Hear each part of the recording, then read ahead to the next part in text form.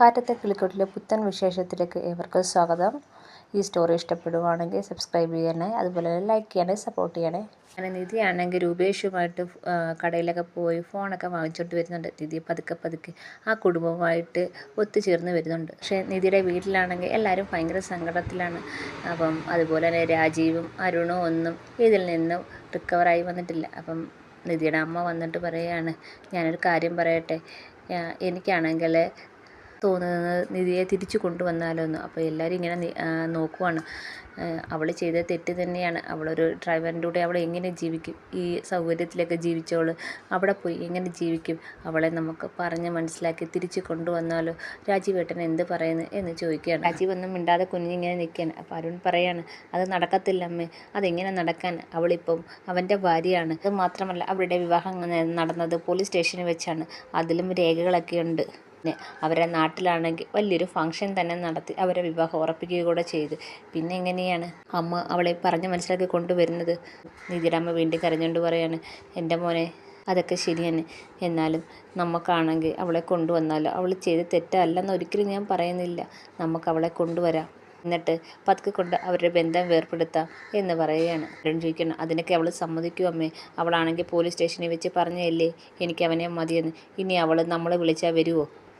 അവൾ സ്വയം ഇഷ്ടത്തിന് അവളെന്നെ തിരഞ്ഞെടുത്തതല്ലേ, അവൾ ജീവിക്കട്ടെ, അവൾ അതിൻ്റെ കഷ്ടപ്പാട് അറിയട്ടെ എന്നൊക്കെ അരുൺ പറയാണ്. അപ്പോൾ രാജീവ് പറയാണ്, അവൾ നമ്മളെ ആരെയും വേണ്ടാന്ന് വെച്ച് പോയതല്ലേ, ഇനി നമ്മളെന്തിനാ അവിടെ കാര്യം ആലോചിക്കുന്നതെന്ന് പറയാണ്. അപ്പം വീണ്ടും നിധിയുടെ അമ്മ പറയാണ്, അങ്ങനെ നിങ്ങൾ പറയല്ലേ, നമുക്കാണെങ്കിൽ അവളെ ഒന്ന് കണ്ടാലോ, അവളോടൊന്ന് സംസാരിച്ചാലോ?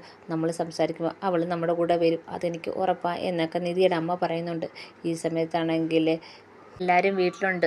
ആണെങ്കിൽ അന്നേരം സുഭാഷ് ഏട്ടൻ്റെ ചോദിക്കുകയാണ്, സുഭാഷ് ഏട്ടാ, എന്താ സുഭാഷ് ഏട്ടനും വിവാഹം കഴിക്കാത്ത? ഈ വീട്ടിലേക്ക് സുഭാഷ് ഏട്ടനൊരു പെണ്ണിനെ കൊണ്ടുവന്നുകൂടായിരുന്നോ?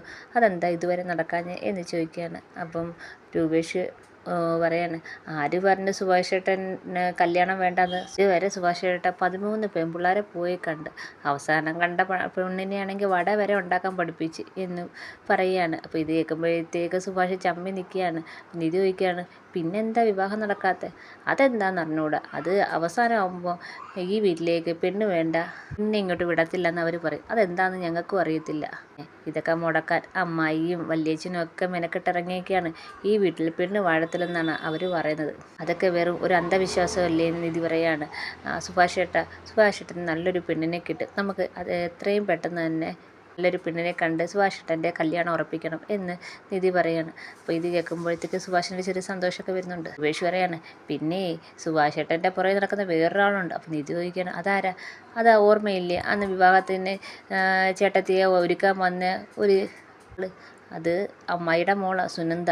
ആ സുനന്ദ ചേച്ചിക്ക് സുഭാഷ് ഏട്ടന് ഇഷ്ടമാണെന്നാണ് തോന്നുന്നത്. ഞങ്ങൾക്കൊക്കെ അങ്ങനെയാണ് തോന്നിയിട്ടുള്ളത്. പക്ഷേ ആ വിവാഹം നടക്കുമെന്ന് മാത്രം ആർക്കും അറിയത്തില്ല. ഇതെങ്ങാണ് പറഞ്ഞാൽ അമ്മായി സുനന്ദ ചേച്ചിയെ ശരിയാക്കും, ണ്ട് അതൊരിക്കലും നടക്കുമെന്ന് നമുക്ക് പ്രതീക്ഷിക്കേണ്ട എന്ന് രൂപേഷ് പറയാണ്. അത് കേൾക്കുമ്പോഴത്തേക്ക് സുഭാഷിന് ചെറിയ വിഷമമൊക്കെ വരുന്നുണ്ട്.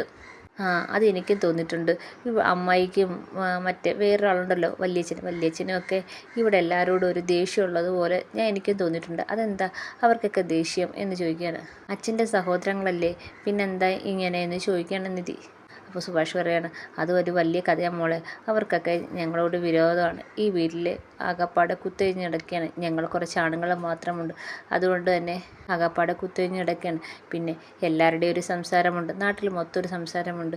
ഈ വീട്ടിൽ പെണ്ണുങ്ങൾ വാഴത്തില്ല, ഇവിടെ വരുന്ന പെണ്ണുങ്ങൾ 2 ദിവസത്തിനുള്ളിൽ ഇറങ്ങി ഓടും എന്നൊക്കെയാണ്. ഇത് കേൾക്കുമ്പോഴത്തേക്ക് നിധിക്കൊരു വിഷമം വരുന്നുണ്ട്. കാരണം നിധിയും പോവാൻ തന്നെ നിൽക്കുകയാണല്ലേ. അപ്പോൾ നിധി ഇങ്ങനെ സുധീഷിനെ നോക്കുന്നുണ്ട്, സുധീഷ് ഇങ്ങനെ ദയനീയമായി നോക്കുന്നുണ്ട്. സുധീഷ് മൊത്തം ഉടായിപ്പാ. അതൊന്നും പറഞ്ഞ് മോളെ വിഷമിപ്പിക്കണ്ട. എന്തായാലും എൻ്റെ വിവാഹം സമയമാകുമ്പോൾ നടന്നോളും, അതിനൊരു മാറ്റമില്ല. ദൈവം നിശ്ചയിക്കുന്ന പോലെയല്ലേ നടക്കത്തുള്ളൂ. ഈ വീട്ടിൽ ആരാദ്യം വരണം എന്ന് ദൈവമല്ലേ നിശ്ചയിക്കുന്നത്, അതുപോലെയല്ലേ നടക്കത്തുള്ളൂ എന്ന് പറയുകയാണ്. ഈ സമയത്ത് നിധിയുടെ വീട്ടിലാണെങ്കിൽ നിധിയെ തിരിച്ചു കൊണ്ടുപോകാനുള്ള പ്ലാനിലാണ് എല്ലാവരും. നിധിയോട് സംസാരിച്ച് നിധി അങ്ങ് തിരിച്ചു കൊണ്ടുപോകാമല്ലോ എന്ന് എല്ലാവരും ആലോചിച്ചുകൊണ്ടിരിക്കുകയാണ്. ഇതൊക്കെയാണ് വിശേഷം. എല്ലാവർക്കും ഇഷ്ടപ്പെട്ടെങ്കിൽ സബ്സ്ക്രൈബ് ചെയ്യണേ, സപ്പോർട്ട് ചെയ്യണേ.